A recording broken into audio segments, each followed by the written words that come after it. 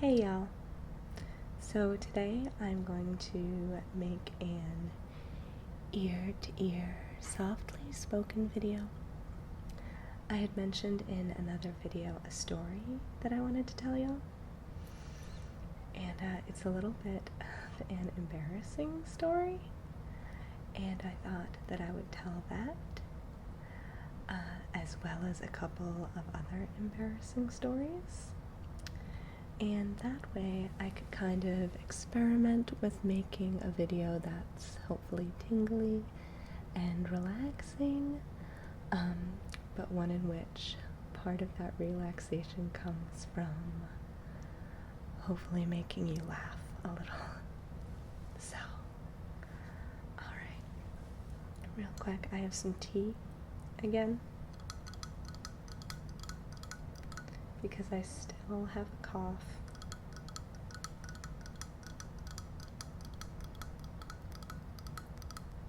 I know I've been telling y'all that I'm sick for a while now, and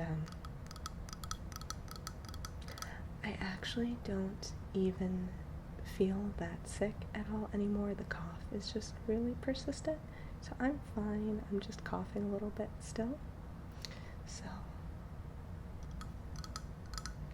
you might be seeing a little of this. Okay. I also got this. And I was figuring that I'd probably do a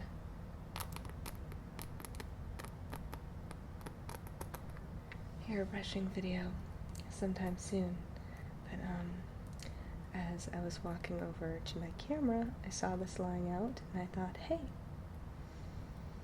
my hair needs to be brushed. So I thought I'd work that into the beginning of this video. And let's see what else. I think that's pretty much it.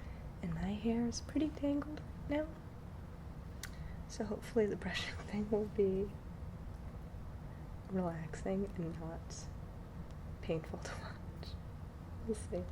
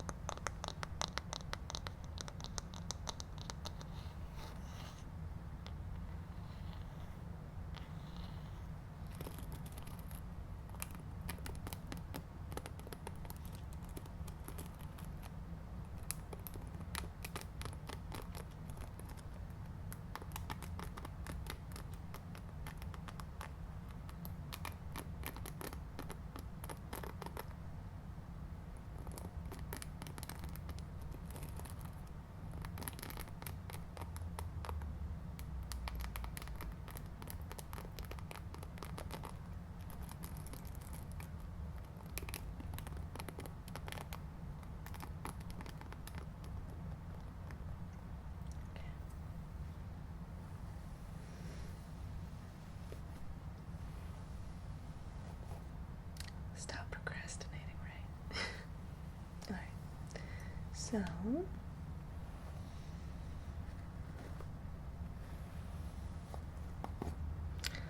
the first story that I'm going to tell you is from years ago when I worked at Starbucks for a brief period of time.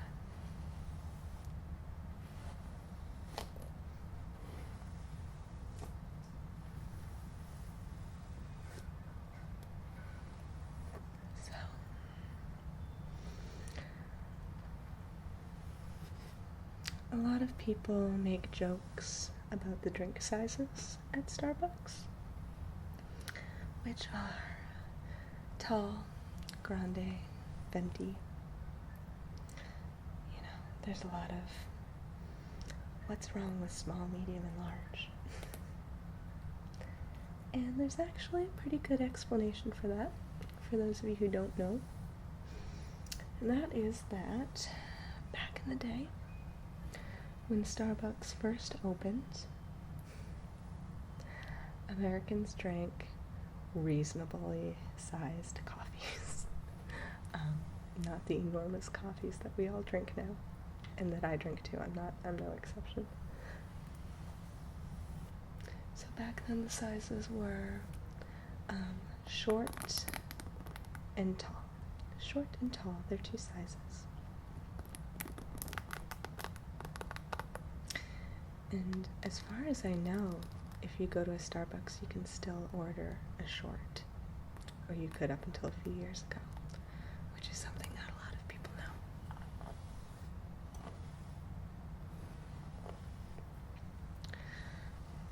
So, short, tall, grande, venti.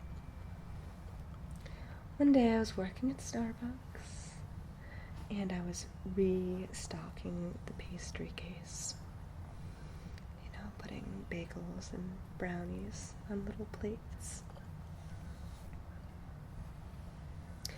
And Starbucks had just started selling a new sized coffee. In fact, it was only available as an iced coffee or an iced tea. I think for health reasons, we weren't allowed to sell them as like lattes or anything because they were so big that would just be way too much caffeine.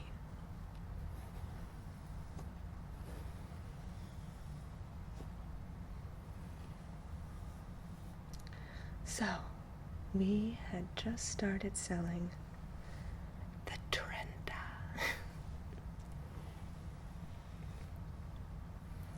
And there I was, restocking the pastry case. And one of my coworkers, his name was Ryan, was at the register to my right. And I was pretty focused on what I was doing, but I heard a customer come in. And I heard the customer ask Ryan about the Trenta.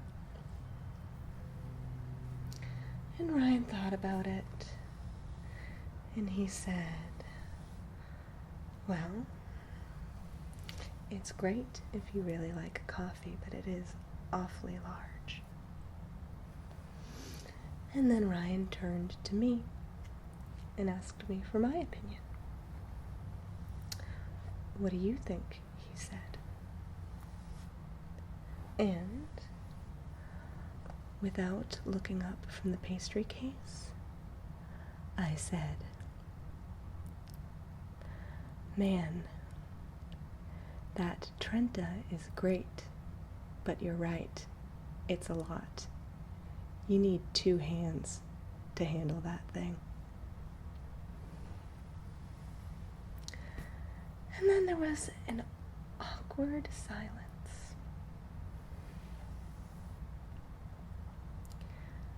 And I looked, and the customer who had asked the question only had 1 hand.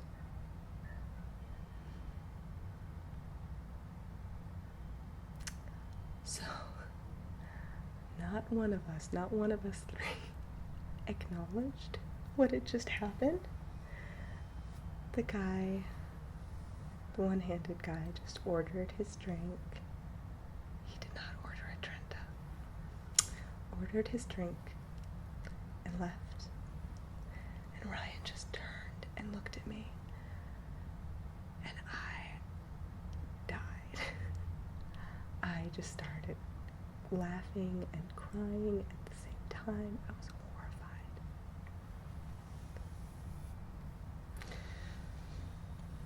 And the worst part for me was the fact that this guy was a regular customer. So I would see him all the time. And from then until the last day that I worked there, I would see him, I would sell him drinks, never a Trenta, and neither of us ever acknowledged what had happened, but we were both super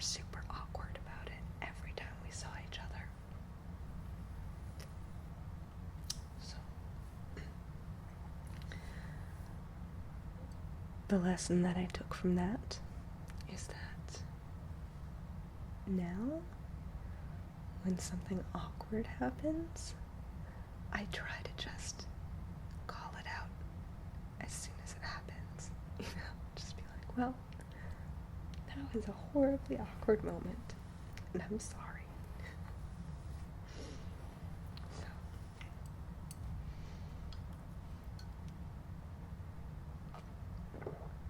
Sir, if you're out there listening, I'm so sorry. More than anything, I'm sorry that I didn't acknowledge it at any point. I'm acknowledging it now. I'm sorry.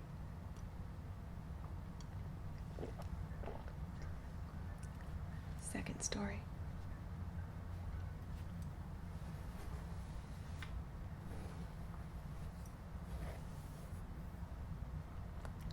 This is not the story, but it just occurred to me. I don't know if this is going to surprise any of you, because I don't know how visible it is in my videos, but I have about a quarter of my head shaved. It's been like that the whole time I've been running this channel. I just don't show it in most of my videos, but it's getting long enough now that it's all starting to stick up over here. So if any of you people with super short hair have any advice on how to train it to calm down, I'll take it.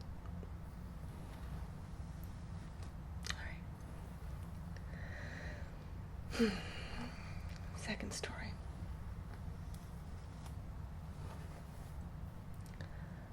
I call this one the sad tale of the time I pissed off Peter Jackson.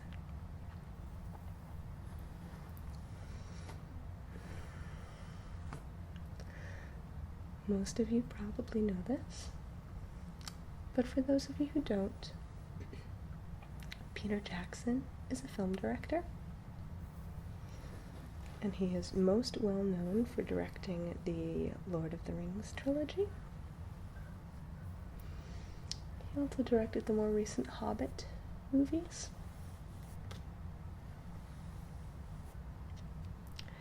And I love the Lord of the Rings trilogy. I love it. I love it. I love it. I love it. I love it. I love it. I love it. I love it. I love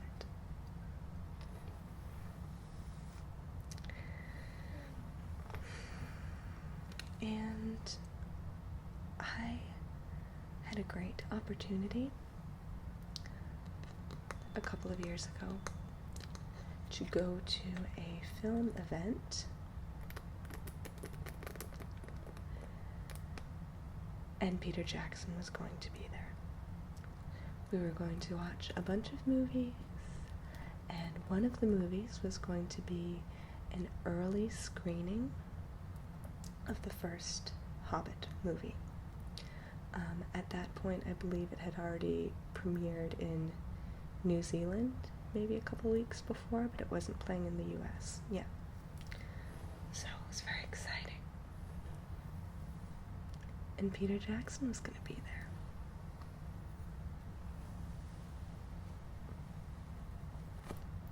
So we watched the movie, and one of the things about the Hobbit movies that makes them different from most other movies is that it was filmed at 48 frames per second. For those of you who don't know what that means, most Hollywood films, I believe, are shot at 24 frames per second. It's just the number of frames per second, basically, as you watch. So 48 frames per second has kind of this hyper real, really, really vivid look to it.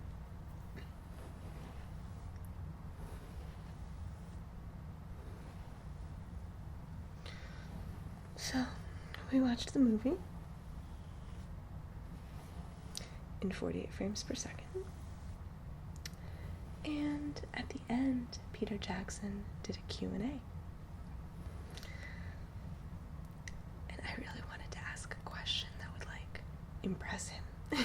Like, you. That's a good question. As if he would be like, you, excellent question. Have dinner with my family or something. I don't know what was going on in my imagination, but I really wanted to ask a good question. I didn't know if I would ever have a chance to talk to Peter Jackson again. So, I asked a question about the 48 frame per second thing. And my question had to do with practical special effects. Practical special effects are basically any special effects in a film that aren't CGI, pretty much. So, in a monster movie, if the monster is someone wearing like a awesome latex mask, that's practical special effects. In a monster movie, if the monster is someone in like a green suit and then the monster is digitally added over that, not practical special effects, that's CGI. So, because the 48 frames per second makes everything look so hyper real, it occurred to me that that could present a challenge for practical special effects. If this was something that Hollywood adopted as their normal thing, I thought that, either practical special effects would become even less common because they would be harder to do. Because everything looks so vivid and clear. It also occurred to me that they might be used just as much, but the people who do practical special effects might just have to step up their game, and then we might wind up with better practical special effects than ever before. So, I was there in my seat in the theater, and I raised my hand, and I got called on.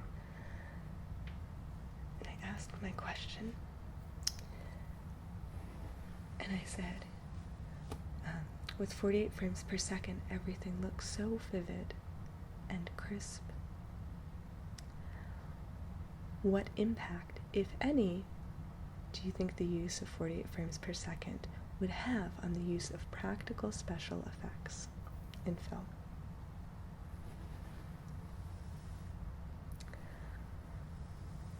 What I didn't know at that time is that the Hobbit movie had been getting a bunch, like a ton of crap in the media. People who had been reviewing it, who had seen it early and were reviewing it, everyone was talking about how they didn't like 48 frames per second, but how it looked awful. So, when a movie has just come out, a director is usually pretty busy promoting the film and talking to people. And what I didn't realize is that at that time, Peter Jackson had already spent a couple of weeks getting a ton of grief over this 48 frames per second thing, and 48 frames per second is the absolute last thing on earth that he wanted to talk about. So, I don't remember exactly what he said, but I remember that it was very dismissive, and that he was super annoyed with me for asking it. And that's not a dig on Peter Jackson, because I saw him answer other questions. He seems like an awesome guy. I just asked the worst possible question at the worst possible time.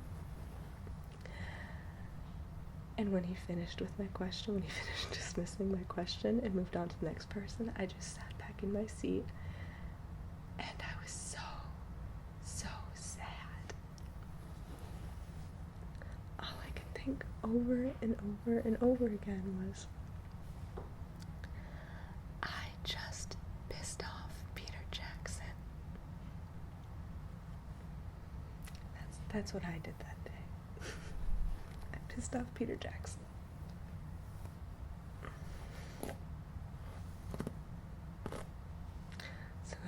story that I had mentioned telling in another video, and there it is. I think if I ever get a chance to talk to him again, I'm not going to ask any questions. I'm just going to be like, yo, PJ, you're awesome, and leave it at that.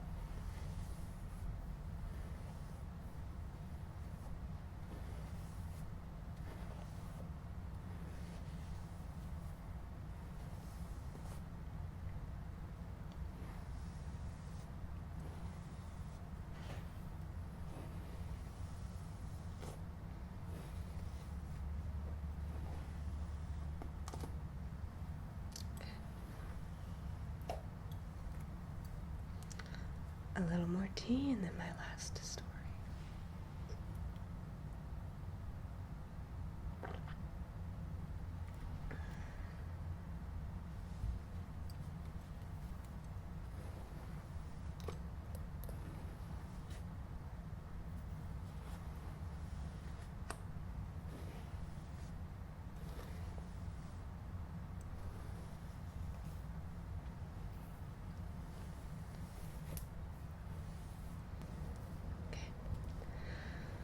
So,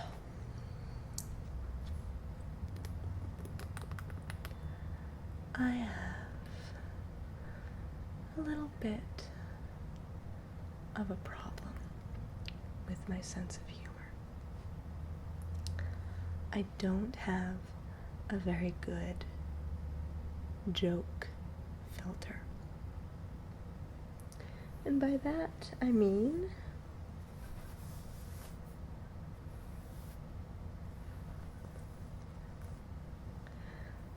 I have a very distinct sense of humor.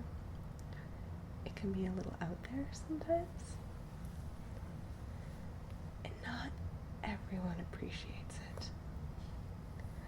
And I don't have a good eye for who's not going to appreciate it. So I find myself in a lot of situations where I go to tell a joke and I think it's hilarious.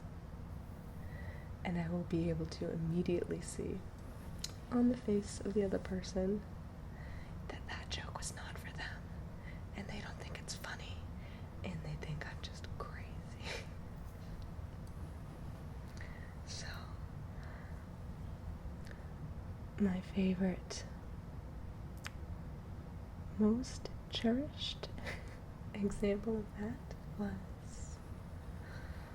one time I was working at a restaurant,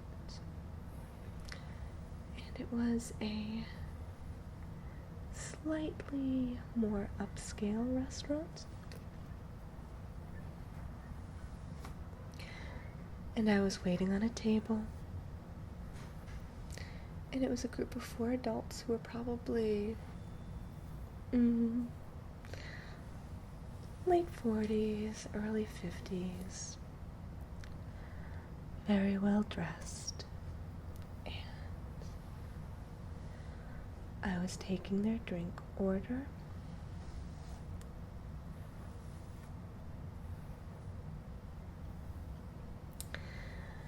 and after I took their drink order, I read it back to them.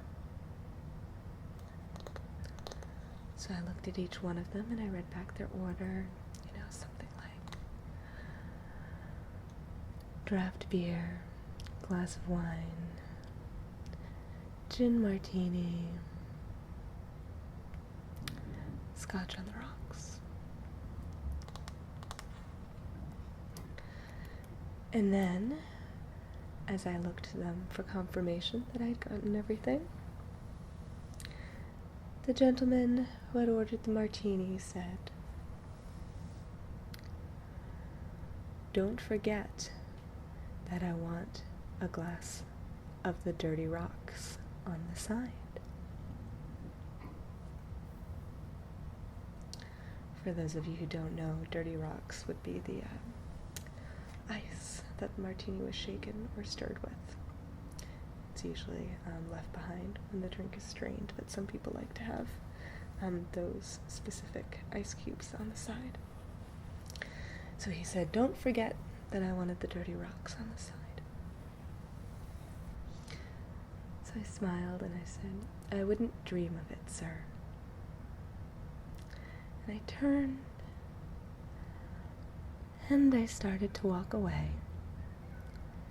And then I stopped and I turned back to the table and I said, well, I might dream of it, but I would wake up screaming.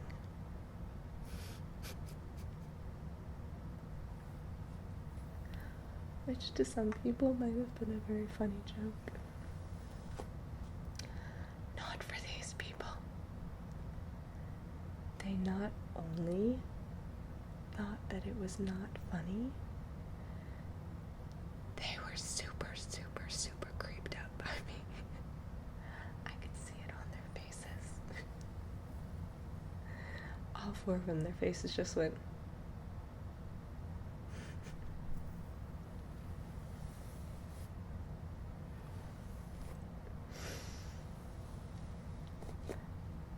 I don't remember how well they wound up tipping me, but they were definitely all a little uncomfortable every time they came back to the table after that.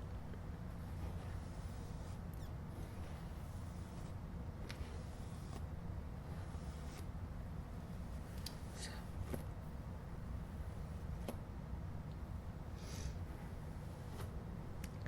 I think that's all I have for today. I know I have a lot more embarrassing stories, but those are the only 3 I'm going to tell today.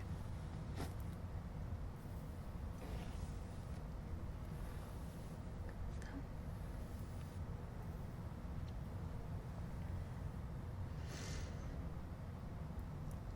I decided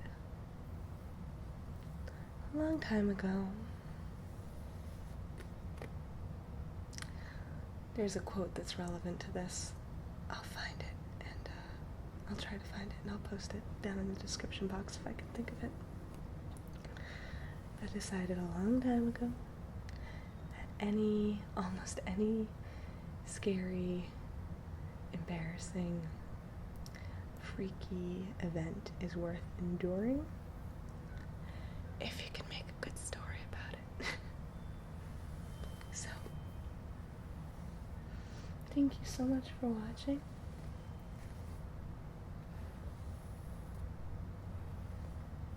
I hope I maybe made you laugh a little bit.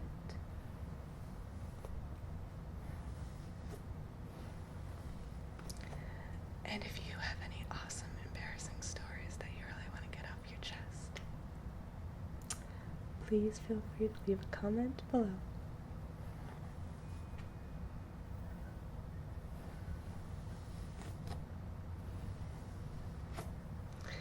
And if you enjoyed these stories, also let me know. And I bet I can dig up a few more for another video. Alright.